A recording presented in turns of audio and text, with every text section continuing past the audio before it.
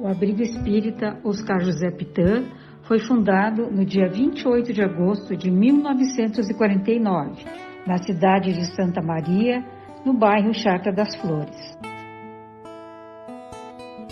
O abrigo é uma instituição de longa permanência de idosos, uma ILPI, e possui certificado de entidade beneficente de assistência social, o SEBAS. Somos reconhecidos de utilidade pública estadual e municipal. Temos por finalidade o amparo à pessoa idosa em situação de vulnerabilidade social de ambos os sexos do município de Santa Maria e região. Os nossos moradores recebem atendimento integral, incluindo moradia, alimentação, vestuário, assistência médica, odontológica, fisioterápica, atividades lúdicas e promoção social. A instituição visa atender os moradores, proporcionando-lhes assim bem-estar e qualidade de vida, fornecendo um atendimento que venha garantir suas necessidades primordiais. Trabalhamos para que os idosos, embora institucionalizados, possam manter integridade física, psíquica, relações sociais e afetivas e serem considerados como cidadãos de direito.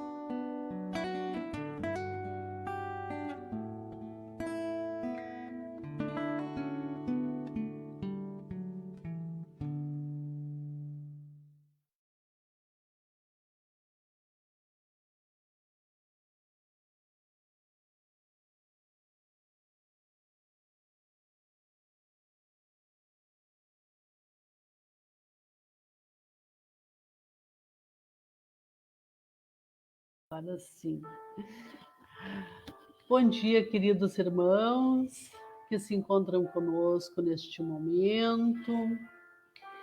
É sempre uma grande alegria estarmos conectados pelas vias do amor, do coração. Esperamos que todos estejam bem, se cuidando, para poder passarmos com êxito, com sabedoria e muitos aprendizados por esse momento delicado por qual o nosso planeta passa. Então, meus irmãos, para darmos início aos trabalhos da manhã de hoje, vamos fazer uma leitura de uma passagem do livro Evangelho segundo Marcos, uma psicografia de Chico Xavier pelo Espírito Emmanuel. E ele nos chama a esta reflexão. Companheiros mudos, com excelentes razões, mobilizas os talentos da palavra, a cada instante, permutando impressões com os outros. Seleciona os melhores conceitos para os ouvidos de assembleias. Aconselha o bem, plasmando terminologia adequada para a exaltação da virtude. Estuda filologia e gramática, no culto à linguagem nobre. Encontras a frase exata no momento certo, em que externas determinado ponto de vista. Sabes manejar o apontamento edificante em família. Lecionas disciplinas diversas, debates problemas sociais, analisas os sucessos diários, questiona serviços públicos. Indiscutivelmente, o verbo é a luz da vida, de que o próprio Jesus se valeu para legarmos o Evangelho renovador. Entretanto, nesta nota simples, vimos rogar-te apoio e consolação para aqueles companheiros a quem a nossa destreza vocabular consegue servir em sentido direto. Comparecem a centenas aqui e ali. Jazem famintos e não comentam a carência de pão.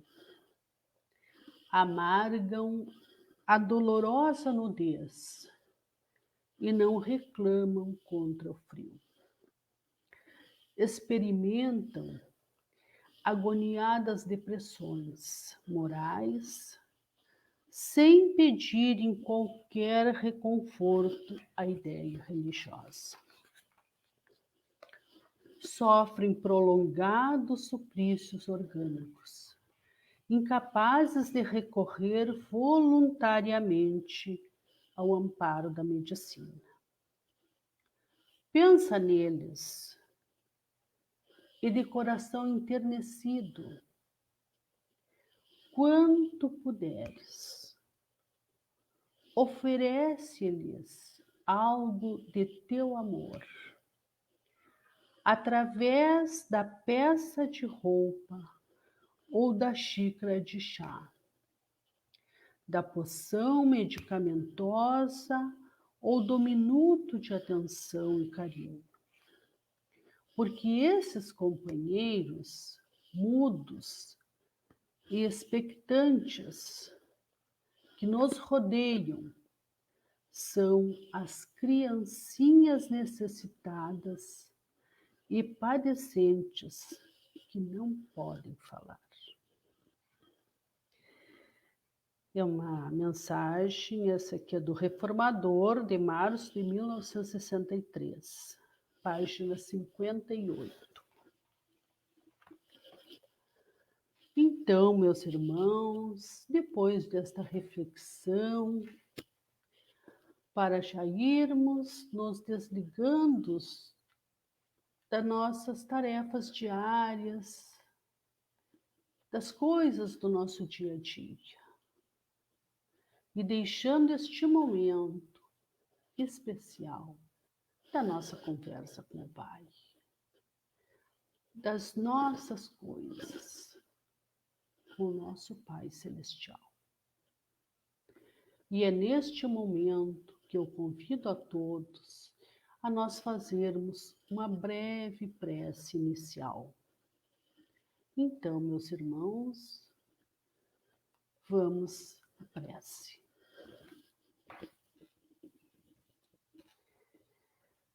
Amado Mestre, querido Pai, neste momento, te agradecemos mais uma vez a oportunidade abençoada de aqui estarmos. Te pedimos, Pai, a tua assistência, a tua proteção.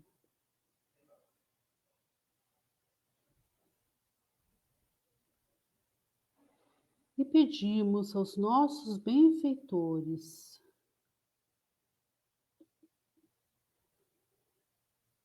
através do nosso patrono, nosso querido, amado Dr. Oscar José Pitã e sua equipe,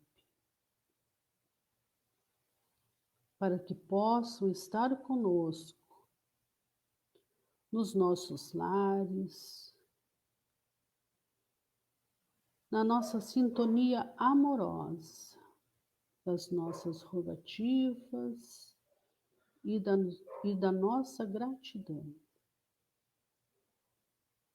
Neste momento em que recebemos mais uma reflexão através da oratória do nosso querido irmão Eduardo, que nos traz nesta manhã a mensagem do Evangelho, à luz do Evangelho segundo o Espiritismo, da parábola dos talentos. Então, rogamos ao nosso irmão que ele seja abençoado neste momento e que nós estejamos todos intuídos e conectados nas melhores reflexões de luz que este momento nos oferece. Então, damos por aberto este trabalho na manhã de hoje e de imediato já passamos a palavra ao nosso irmão Eduardo. Um bom trabalho.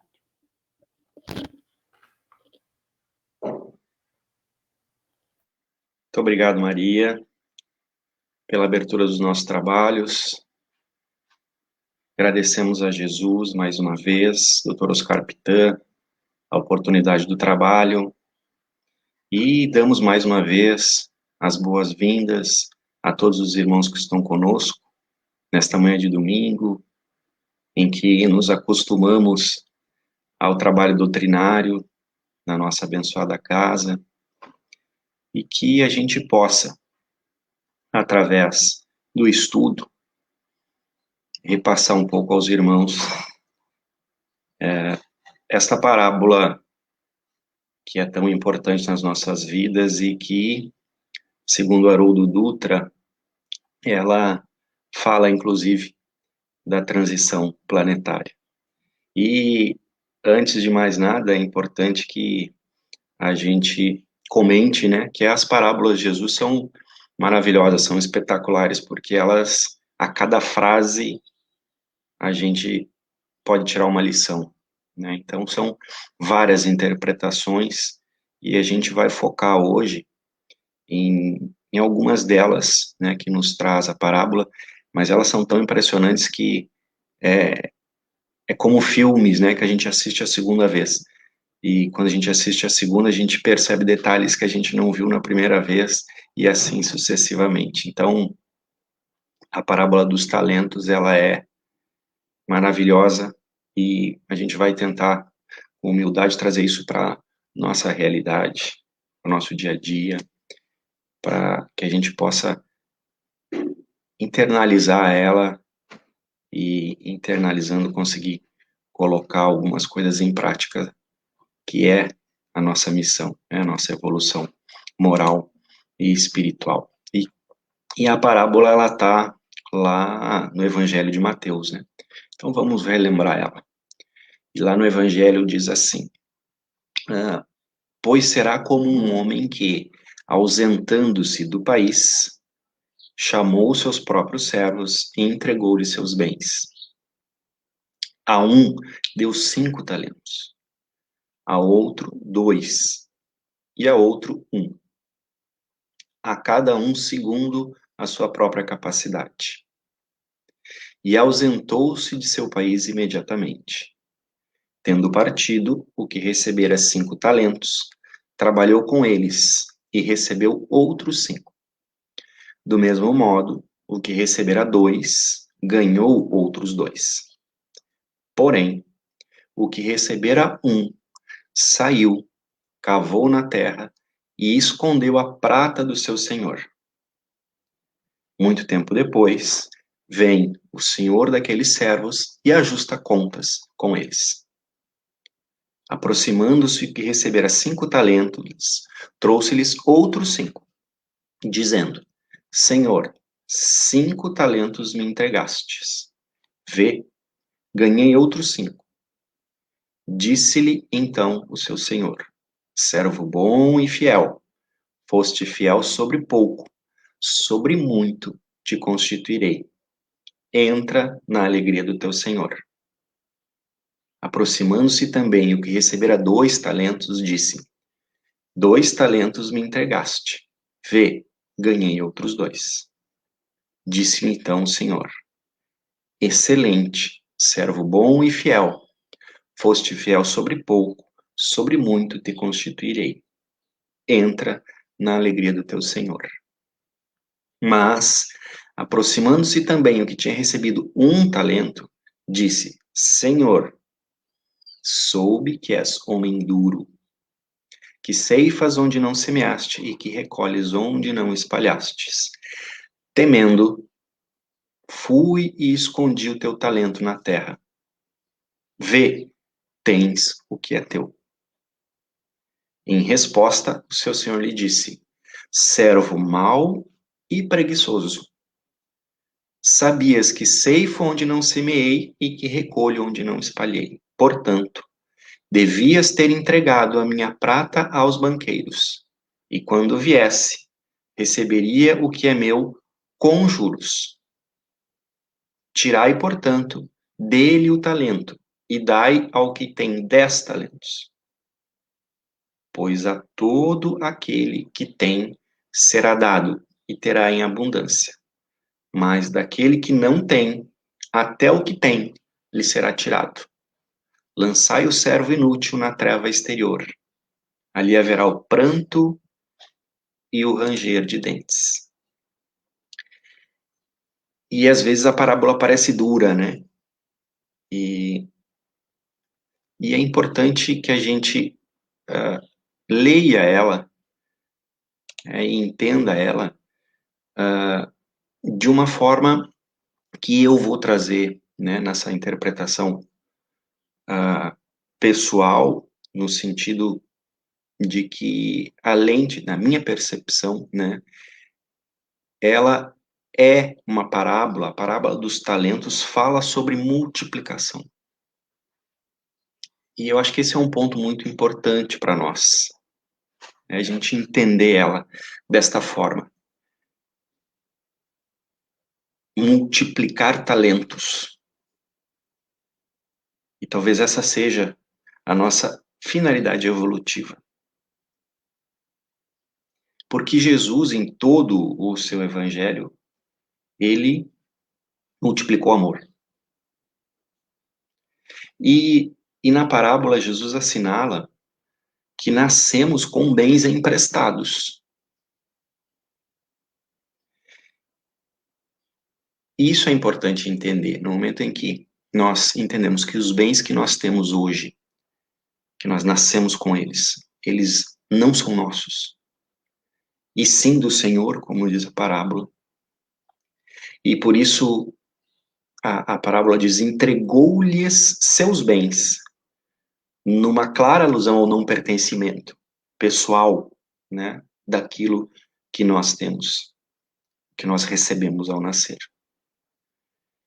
É o caso do nosso corpo físico. Nós recebemos ele como um instrumento, um talento, né, e multiplicá-lo, fazer dele instrumento,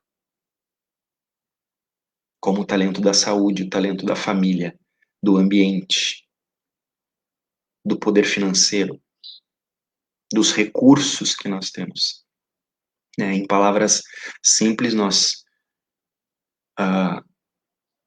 poderíamos pensar que Jesus, ele sempre nos ensinou a multiplicar todas essas coisas.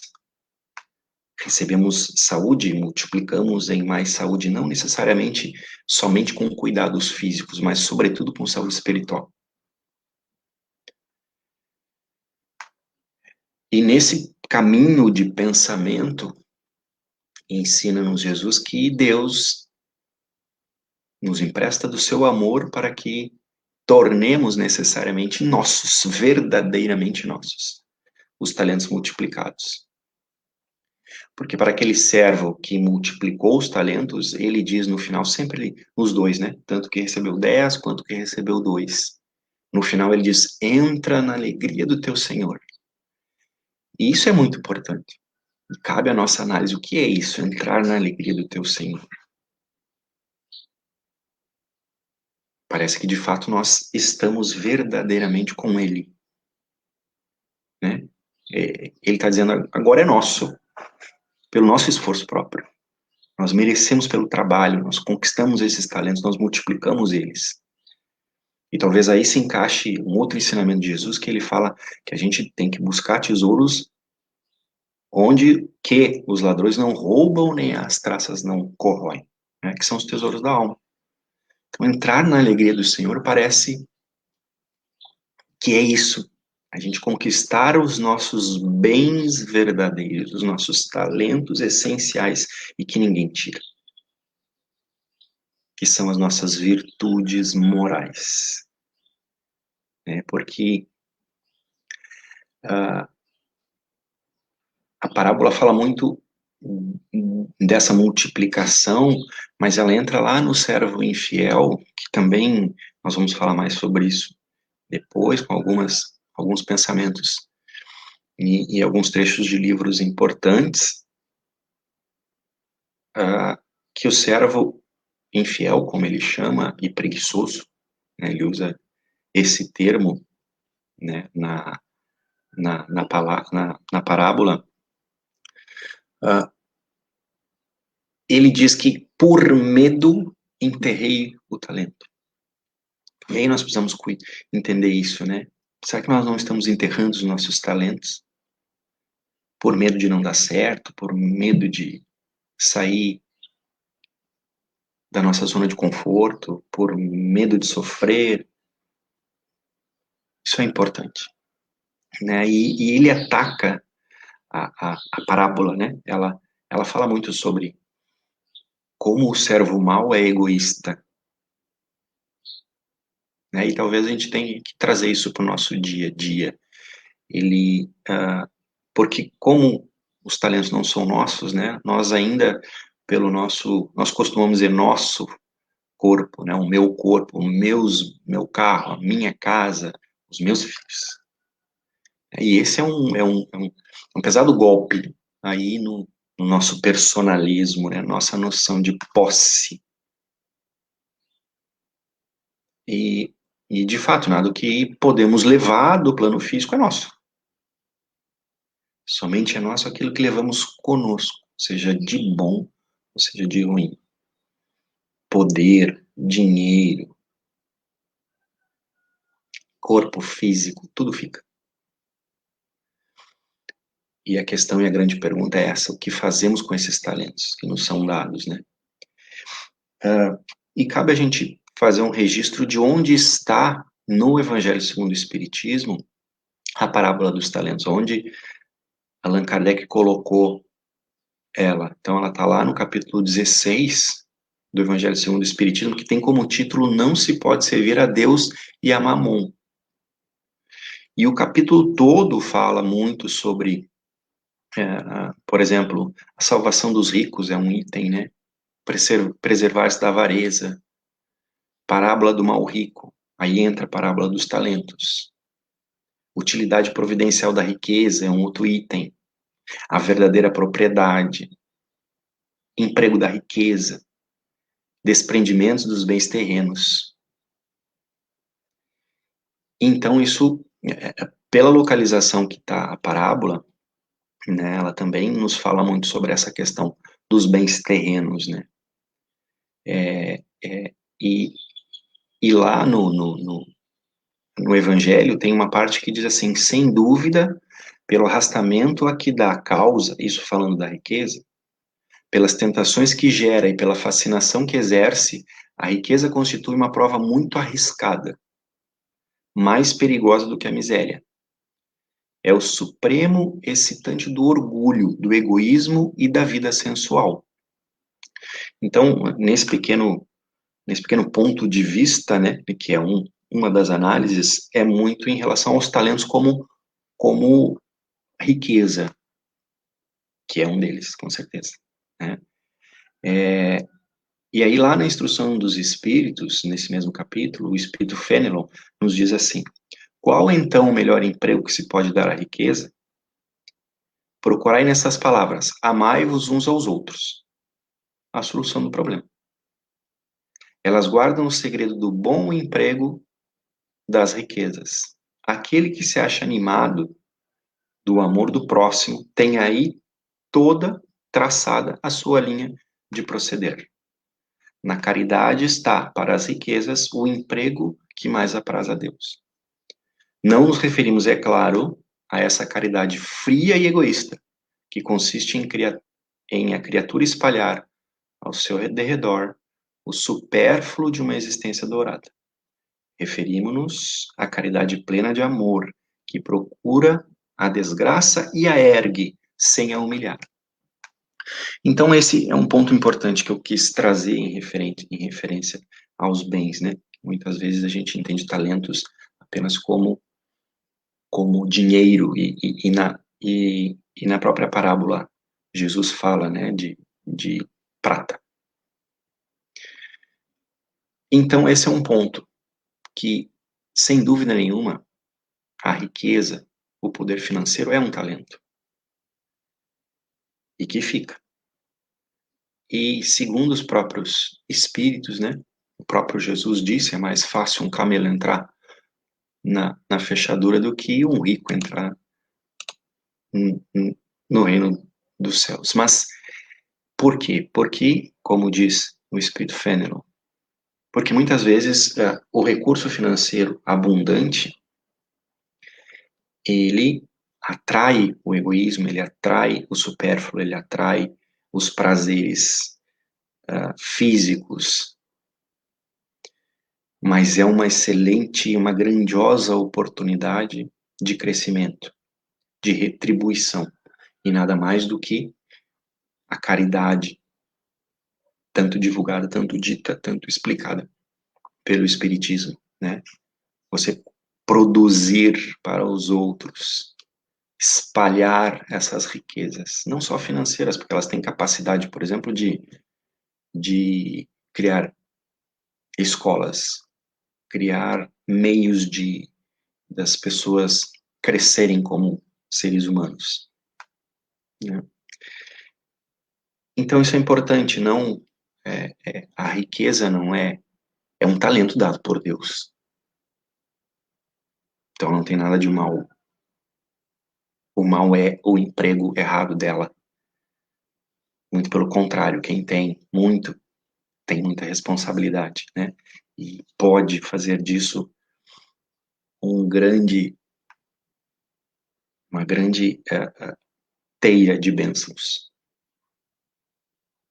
E um outro ponto importante para a gente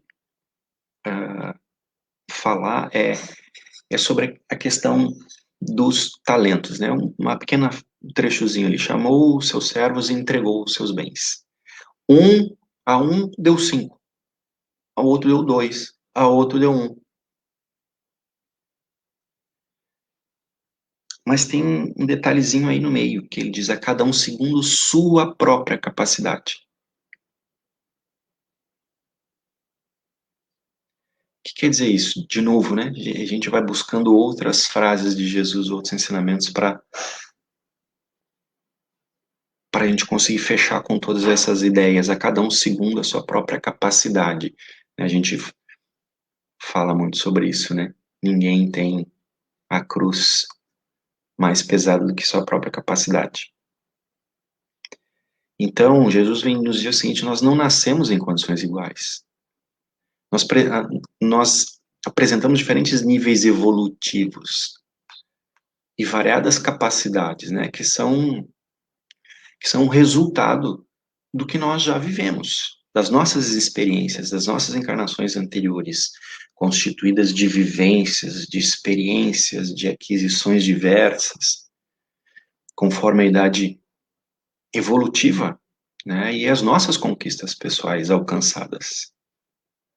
E se a gente analisar com calma, mesmo dentro da nossa própria família, de uma família específica, observamos que é diferente o potencial das capacidades individuais.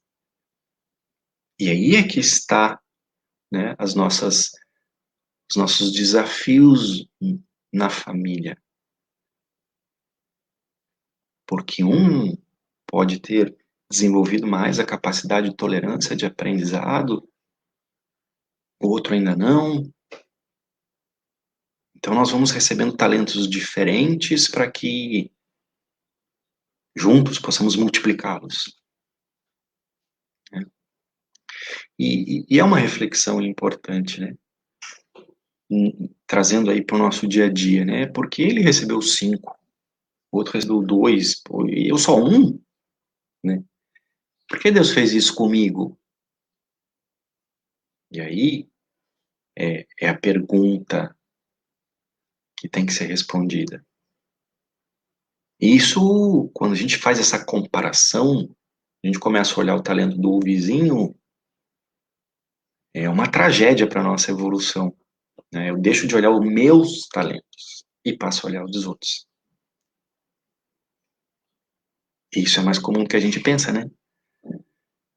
Então,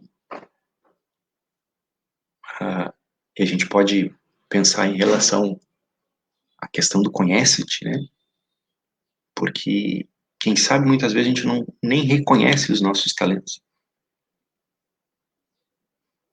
Sabe, se a gente ainda vive negando-se, negando essa capacidade, brilhe a vossa luz.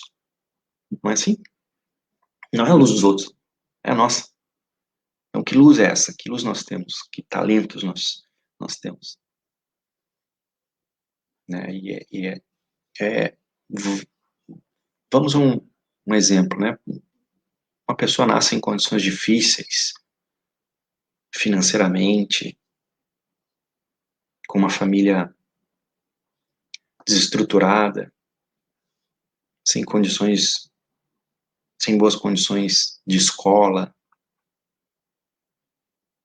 E aí tu vê outra pessoa que nasce em condições financeiras boas, boas escolas, tem um quarto só seu para estudar, e a gente diria normalmente, né, que esse segundo tem mais possibilidade de dar certo na vida. Mas tem inúmeros exemplos que o contrário também acontece. São exemplos de superação, são pessoas que reconhecem os seus talentos, pessoas que não se deixam contaminar pelo ambiente, que não se definem pelo ambiente, nem se adjetivam como incompetentes, incapazes, desprovidos de amor divino. Não se vê inferior àquele que nasceu em boas condições. Ele se concentra nos recursos que tem. Quer dizer, é o que eu tenho, então vamos. Então, nós precisamos agir com o que temos. E ele se transforma num ser humano plenamente capaz. Essa ideia do desperdício do servo mau da parábola, né, que é mais ou menos assim, não importa o talento que você tem, ele pode e deve ser multiplicado. E reconhecer os nossos talentos é fundamental. Porque é mais fácil ainda ficar reclamando. Será que nós vamos ficar reclamando e não vamos fazer nada? Vamos enterrar o nosso talento. Entrar na alegria do Senhor, ou seja, fazer mais com o que nós temos. E isso é importante que a parábola nos traz, né? Que é a multiplicação dos talentos, é agir, é esforço próprio. Né? Tipo assim, Deus me emprestou, mas agora entra na alegria do Senhor, ou seja, agora eu sou sócio, agora é meu também. E é importante essa questão, né, do entendimento dos nossos deveres, e conhecendo os nossos talentos e por que nós os temos, foi dados a nós, para que a gente multiplique, ou seja, que a gente consiga, através dele, ou deles, agregar novos. Moral, evolução espiritual. E é importante, no Livro dos Espíritos, na questão 559, tem uma pergunta, né, que Kardec faz aos espíritos superiores que diz assim: também desempenham função útil no universo os espíritos imperfeitos? Nós. E a resposta é assim: todos têm deveres a cumprir. E dá o exemplo: para uma construção de um edifício, não concorre, ou, né, não trabalha tanto o servente de pedreiro como o arquiteto e engenheiro. E na questão seguinte, na 561, ele pergunta assim: são permanentes para cada um e estão nas atribuições exclusivas de certas classes as funções que os espíritos desempenham na ordem das coisas? Ou seja, a pergunta é mais ou menos essa distribuição de talentos, né? Tudo igual? E o espírito superior responde: todos têm que percorrer os diferentes graus da escala para se aperfeiçoarem. Deus, que é justo, não poderia ter dado a uns a ciência sem trabalho, destinando outros a só adquirirem com esforço. Então, isso deixa mais claro que a cada um, segundo a sua capacidade, todos nós temos que passar por todas essas fases de evolução, né? E também nos fala muito sobre o que todos nós temos deveres a cumprir, todos, sem exceção. E aí vem o que Emmanuel nos diz, né? Que o amor começa onde termina, onde o dever termina. Ou seja, depois que a gente cumpriu o nosso dever, aí começa o amor. É uma outra lógica, um outro pensamento. Porque se a gente pensar o seguinte, qual é a lei do egoísta? Só dou o que recebi. Aí às vezes nem isso. Recebi um, do um. Servo mal. Representando aí o egoísmo, que é a nossa grande chaga. Mundo de provas e expiações. Só dou o que recebo. E a lógica do amor não é essa. A lógica do amor é da multiplicação. É o da retribuição. Não o da retribuição, né? Não é simplesmente o retribuir, é multiplicar. E um exemplo que, que eu gosto de usar é em relação, a gente pega uma maçã, abre ela, né, e a gente consegue contar ali quantas sementes tem dentro dessa maçã. Mas a gente não tem ideia de quantas maçãs há dentro de uma única semente. E aí é a multiplicação. E se alguém perguntasse quantas maçãs tem nessa semente? Ninguém tem capacidade de responder, porque depende. Depende do solo, depende do cuidado, depende de uma série de coisas. Um vai produzir 100, 200, ou não vai produzir nada. Essa multiplicação. Eu recebo esse talento, ou seja, a minha semente. Quanto ela vai produzir? E o caminho, segundo Jesus, segundo todos os espíritos superiores, é um só. A caridade, o bem. É você trabalhar por isso e o bem se multiplica. Lembra de André Luiz? Nosso Lar? Na época que médico, né? Encarnado. Lembra que o livro conta que ele atendeu só uma pessoa de graça na vida toda. Né? E ainda meio contrariado. Lembram disso? E depois que aconteceu? Por causa deste único atendimento. Quando ele se vê lá no mundo espiritual, em nosso lar, ele é informado que aquela pessoa que ele atendeu de graça, que tinha desencarnado antes dele, orava por ele. Entendia nele, via nele alguém caridoso. E alguém tem ideia do poder de uma oração, a gente já tem, a gente ouve muito falar, né? A gente fala muito sobre isso, o poder da oração, mas o que rendeu aquele atendimento? Ou seja, olha a multiplicação que esta mulher doou para André Luiz e fez uma diferença enorme para ele. Então é multiplicar nas nossas coisas mais simples, né? Uma pessoa que recebe para fazer o café, ela faz o café, arruma a mesa, coloca uma flor, é o dinamismo, é o amor. Não precisamos pensar em coisas grandiosas, nas nossas coisas simples. Multiplicar o que nós temos. Né? É alguém que tem um cargo de gerência, de dono de empresa, que contrata seus colaboradores não só pelo salário, mas por algo mais, por um ambiente bom, por um ambiente que produza, que cresça, não produza simplesmente a parte material, mas que produza para a alma.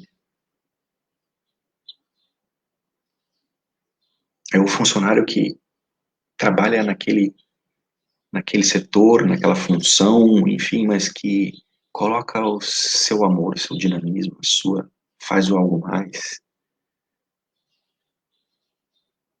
aplica a paz, a tolerância, a vivência saudável, o amor, a caridade nas pequenas coisas. Multiplicar o talento é conseguir fazer com que nós próprios consigamos agregar aos nossos deveres reencarnatórios o algo mais. O dinamismo, o nosso toque, nosso colorido, nossa alma. Né? E eu queria ler, meus irmãos, um trecho do livro Luz Acima, que é a psicografia de Chico Xavier, pelo irmão X Humberto de Campos, né?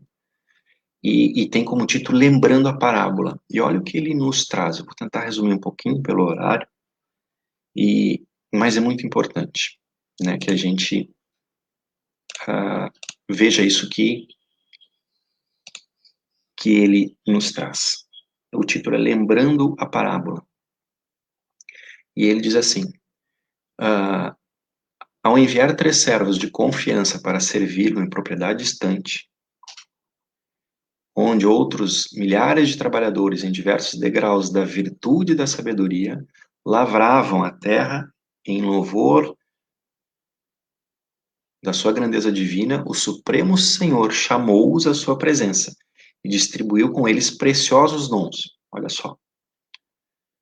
Afagado o primeiro, entregou-lhe 5 talentos, notificando: conduze contigo esses tesouros da alegria e da prosperidade. São eles: saúde, riqueza, habilidade, discernimento e autoridade. Multiplica-os onde fores, em benefícios dos meus filhos e teus irmãos, que, em situação inferior à tua, avergados ao solo do planeta, a quem levará as minhas bênçãos, se esforçam mais intensamente. Ao segundo servidor passou 2 talentos, dizendo: transporta contigo estas 2 preciosidades, que se destinam ao esclarecimento e auxílio do mundo a que te diriges. São ambas a inteligência e o poder. Estende esses patrimônios respeitáveis às minhas construções eternas. E olha só o último. Para o terceiro, confiou apenas 1 talento, aclarando, cuidadoso: apossa-te desta lâmpada sublime e segue. É a dor. O dom celeste da iluminação espiritual. Acende-a em teu campo de trabalho, em favor de ti mesmo e dos semelhantes. Seus raios abrem acesso aos tabernáculos divinos. Olha estas colocações que Humberto de Campos nos traz, trazendo os talentos para coisas tão importantes da nossa alma, do nosso crescimento espiritual. E nos chama a atenção esse último, né? Esse último talento, a dor. E depois, Humberto de Campos nos traz o retorno, né? E aí o primeiro, que multiplicou os talentos, disse: Senhor, eis tuas dádivas multiplicadas. Deste-me 5 e retribuas em dobro. E olha só, meus irmãos, o que ele diz. Respeitando a saúde, adquiri o tempo. Espalhando a riqueza, aliciei a gratidão. Usando a habilidade, recebi a estima. Movimentando o discernimento, conquistei o equilíbrio. E distribuindo a autoridade em teu nome, ganhei a ordem. O teu plano de júbilo e evolução foi executado. E o Senhor lhe disse: já que foste fiel nesses negócios de pouca monta, conceder-te-ei a intendência de importantes interesses de minha casa. Espíritos superiores, que se tornaram superiores pela utilização dos talentos. Aproximou-se o segundo e depositou-lhe nas mãos 4 talentos. E ele diz: Senhor, recebe teus haveres multiplicados. Elevando a inteligência, obtive o trabalho. E submetendo o poder à tua vontade sábia, atraiu o progresso. O pai louvou-lhe a conduta e falou: já que revelaste lealdade no pouco, ser-te-á conferido o muito nas grandes tarefas. E aí vem o terceiro, né?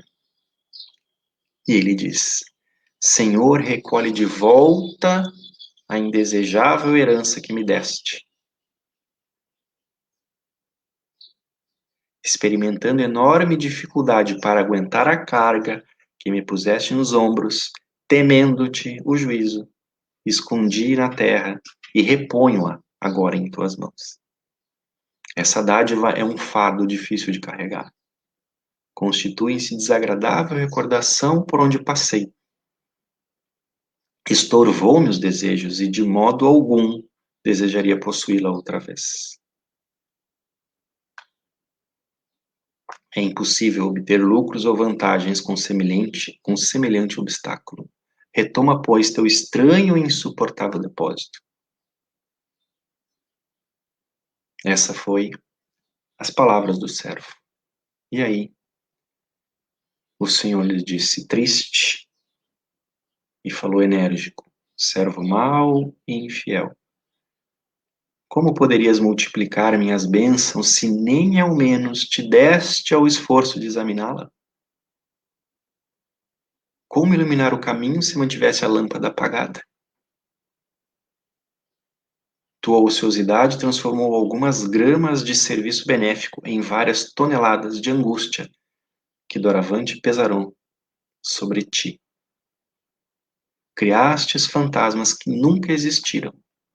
Multiplicaste preocupações e receios que te levaram a gritar e espernear como simples tolo no avançado círculo de minhas obras.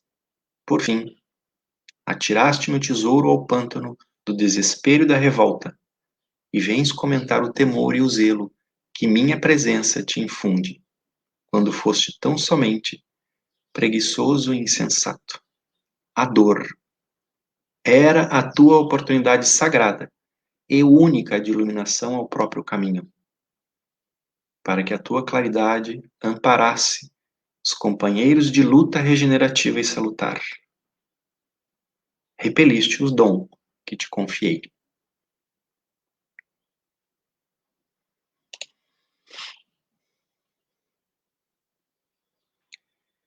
É uma visão importante, né? E esclarecedora. Principalmente para nós que vivemos no mundo de provas, de expiações, a dor como um talento. E o normal é que a gente não queira esse talento, como um servo.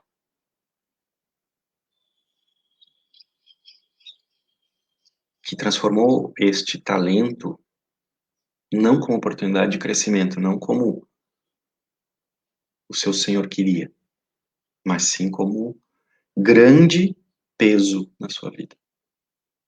Ou seja, aquela reclamação que a gente faz sobre os nossos problemas, porque eu tenho isso, porque eu tenho aquilo, porque, né? Na verdade, a pergunta não é essa, a pergunta é o que fazer. Como transformar isso? Como olhar isso para frente, para o futuro, como seres imortais.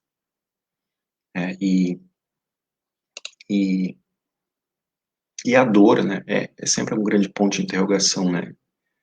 E agora eu lembro, né, de uma pessoa muito próxima, não espírita, que ela disse num comentário, disse, parece que vocês espíritas adoram sofrer. E não é isso, é agir com ela, né? É entendê-la, é não duvidar de Deus, não duvidar da justiça divina. Ou seja, essa dor é necessária. E não é só essa dor, né? Não é essa, porque a gente sempre fala isso, né? Normalmente a gente diz, porque é, é, é porque eu preciso resgatar, expiação, porque eu fiz isso no passado, eu estou passando isso agora. Claro que sim, claro que é muitas vezes isso, né? Ou seja, dor expiação, né? Aquela dor para a gente recuperar, para a gente reconstruir, para a gente refazer caminho, em vez de utilizar o egoísmo, a vingança, a gente utilizar os recursos do amor. Mas tem outras dores, né? Que a gente chama, por exemplo, a dor prova. Não aquela expiação, mas a dor prova, mundo de provas e expiações. Prova é quando a gente já internalizou algumas virtudes, né, alguns talentos. A gente já tem em nós a paciência mais desenvolvida, a tolerância, enfim. E surge a prova, que é para nos de fato testar. É isso? É seu mesmo esse talento? Mas também tem a dormição, que esses são de espíritos evoluídos, que eles têm a capacidade de transformar a própria dor em estímulo, em exemplo para os outros, que é um exemplo maior do que dormição, do que o Calvário de Jesus.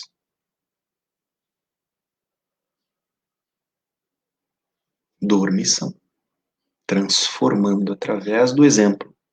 Ou alguém acredita que Jesus precisava expiar alguma coisa. Dormição.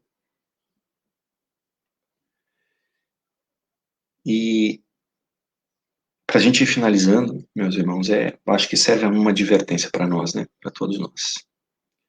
A gente não sabe quando que o Senhor nos chamará às contas. A contas, né? Essa é uma pergunta. Então não podemos tardar.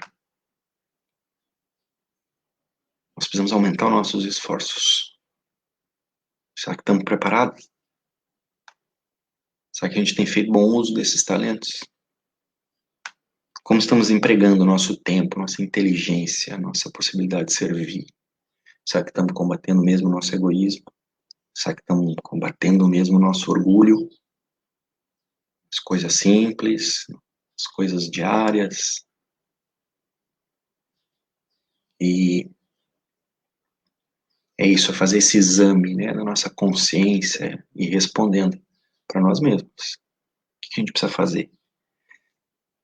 Onde está? Onde nós precisamos colocar um pouquinho mais de esforço. Não é? E finalizando, então,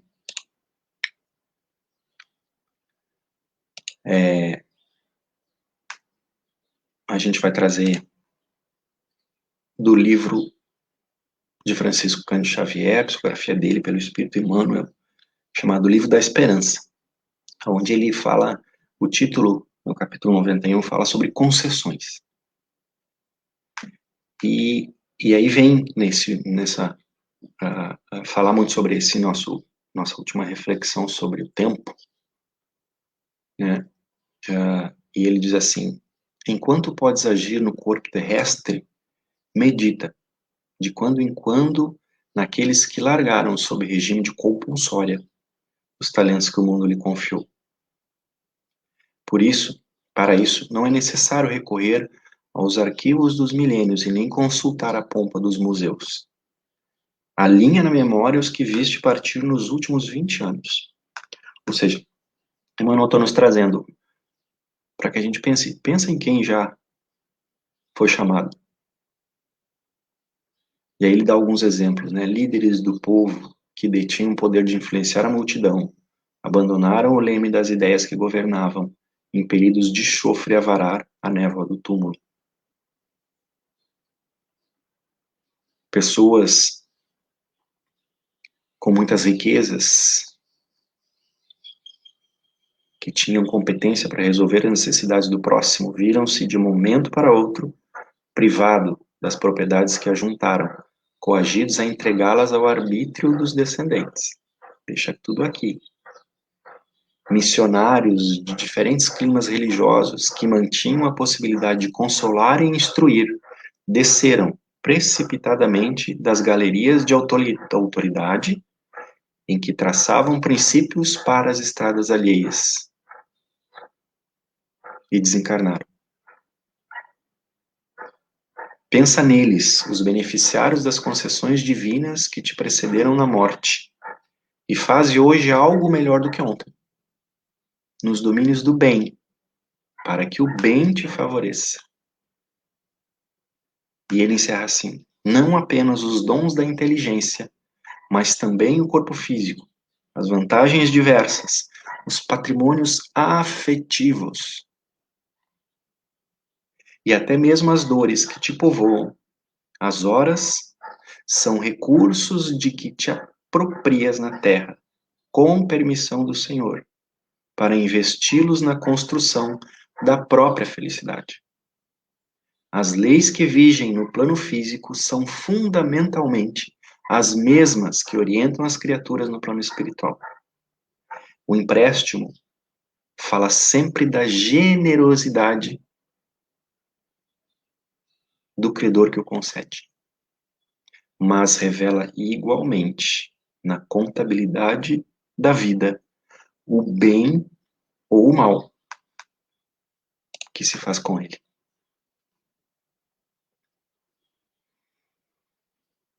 E assim, meus irmãos, já 10 horas, né?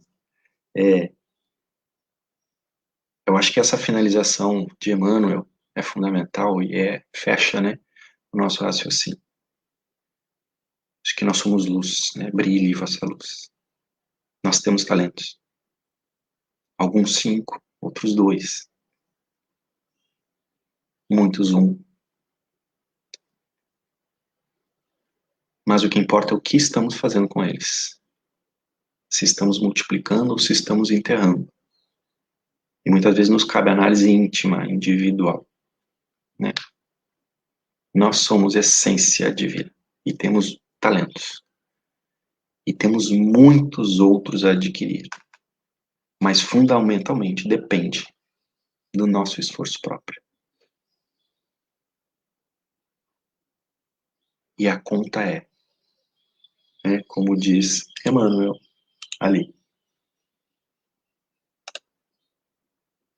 contabilidade divina vai nos perguntar que bem ou que mal nós produzimos com esses talentos. Muita paz. Jesus nos ampare a todos. E que tenhamos, meus irmãos, um bom domingo e uma semana excelente, com a bênção de Jesus. Muito obrigado pela atenção de todos. E Maria, te passo aí a palavra. Um abraço a todos. Então, depois desta maravilhosa palestra do nosso irmão Eduardo, esse banquete que tivemos neste início de manhã, já digo início porque a partir de agora, com certeza, todos nós que estamos neste momento sintonizados, temos muitas reflexões a fazer. Querido Eduardo, queremos te agradecer e te dizer já que temos muita assistência nesta hora, muitos comentários de outras cidades também, agradecendo a reflexão, comentários assim, e muito bom mesmo, todas as pessoas assim, saboreando esse banquete. Então, meu irmão, que tu sejas abençoado, iluminado, para trazer a nós reflexões tão importantes, que nos tocam, com palavras simples, exemplos do nosso dia a dia, coisas práticas das nossas vivências. Basta nós alavancarmos esses novos recursos que, como tu bem disseste, né? Então, meus irmãos, já vamos encaminhando o encerramento deste trabalho, agradecendo a companhia de todos os irmãos aqui presentes e outros também que não puderam estar agora, mas que, se quiserem, podem assistir na quinta-feira. Depois esta palestra sobe para o YouTube e vai ficar lá à disposição para os irmãos assistirem quantas vezes quiserem. E na quinta-feira também temos uma reprise às 20 horas dessa mesma palestra. Então, vamos agradecer, vamos nos recolher para o nosso agradecimento final. Mestre amado Jesus, queridos amigos espirituais, a equipe que preparou e que prepara todo esse trabalho na manhã de domingo. Nós te agradecemos pela oportunidade de aqui estarmos. Te agradecemos pela nossa saúde relativa e te convidamos a estar conosco, entre nós, nos nossos lares, com os nossos familiares, com aquelas pessoas mais necessitadas neste momento, para que elas possam receber esse lenitivo de conforto, de luz, para suas angústias e suas dores. Amado Mestre, queremos nos unir a esta falange do bem para visitarmos os hospitais, os nossos irmãos que se encontram em difícil situação no seu corpo físico, para que eles possam receber o lenitivo da paz, da resignação e, se possível, Pai, da cura de seus corpos, para uma outra oportunidade. Te pedimos, Pai, que queremos também fazer parte de todas as falanges que abraçam o nosso planeta, para que possamos entender esta mensagem e humildemente te pedir para que cure-nos deste mal.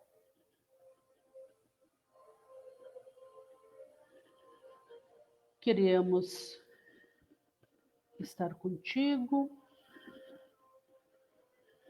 e te pedir também pelos nossos familiares que mentalmente sintonizamos e trazemos a este banquete.